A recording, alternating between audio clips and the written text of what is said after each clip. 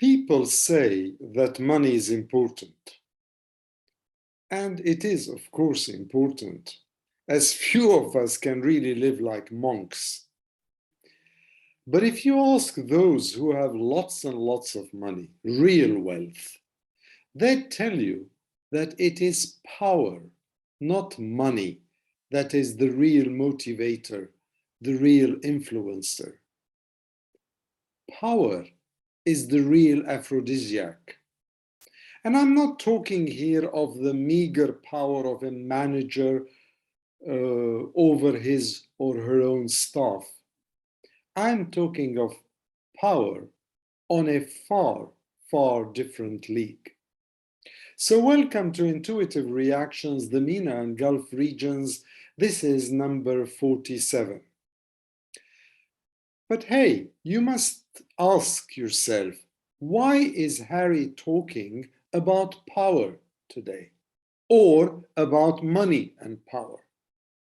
Well, because you might have heard the news that the political shenanigans, what I described in an interview as the monopoly political board game in Israel, those shenanigans have intensified between the parliamentary parties in Israel, and new elections for the Knesset might well happen soon. Power held by Naftali Bennett, who incidentally is quite moneyed himself, by Yair Lapid, his alternate prime minister to date, by Benny Gantz, by Gideon Sa'ar, by Ayelet Shaked, by Avigdor Lieberman, Ze'ev Elkin. Power to change things, but also power for the interest of Israeli Jews. And also, and this is a big also, power for keeping Bibi Netanyahu out of power. And of course, in this context, for me, the biggest of those politicians, what I would consider in my books a political fraudster, is Benjamin Netanyahu, a former prime minister indicted by the High Court in Jerusalem, whose sole interest in power and in money, incidentally, is Bibi Netanyahu himself.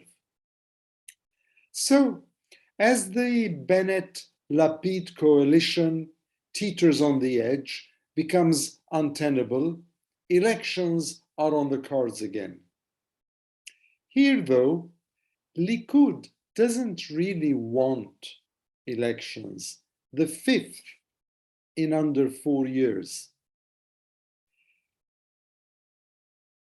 It wants to table a motion of no confidence in the government, in the Bennett-Lapid government, so this government falls and the opposition, i.e.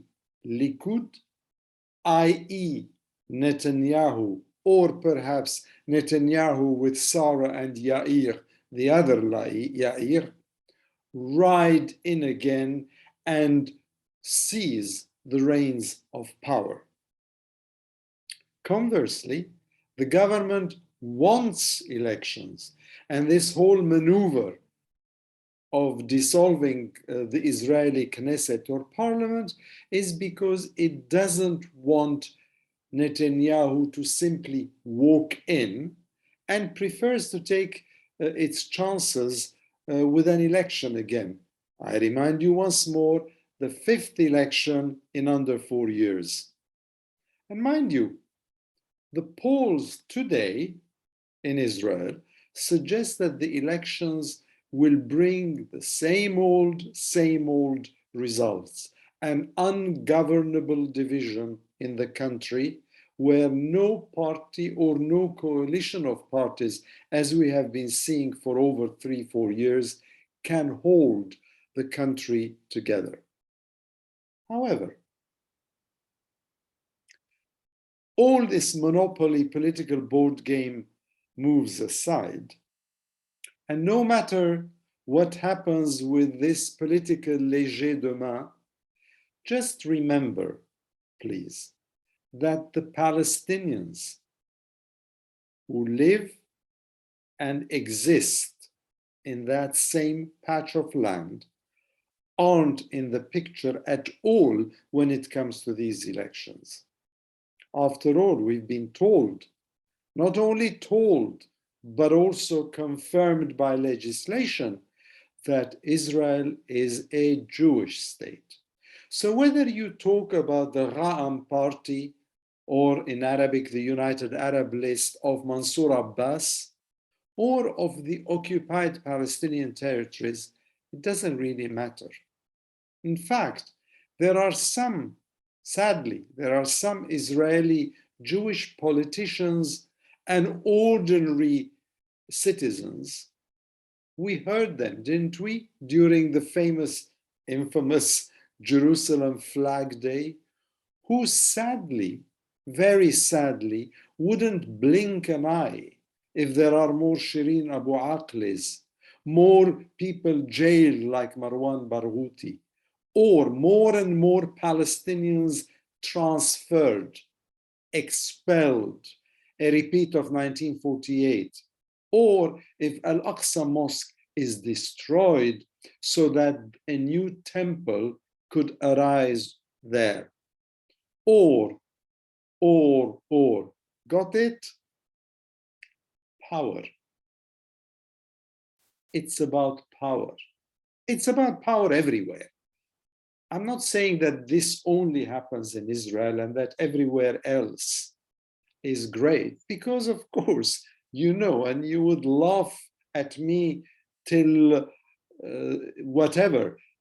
It happens everywhere, but I'm focusing in this short intuitive reactions on the latest shenanigans, the latest games, the latest political maneuvers in Israel between different parties in a hugely riven and divided state. Power could be put for good use. Power could help bring people together. But in this case, it is not so, alas. As my own vision, which I've shared with you in my write-ups, on my Epictasis website, in my interviews and talks, time and time again.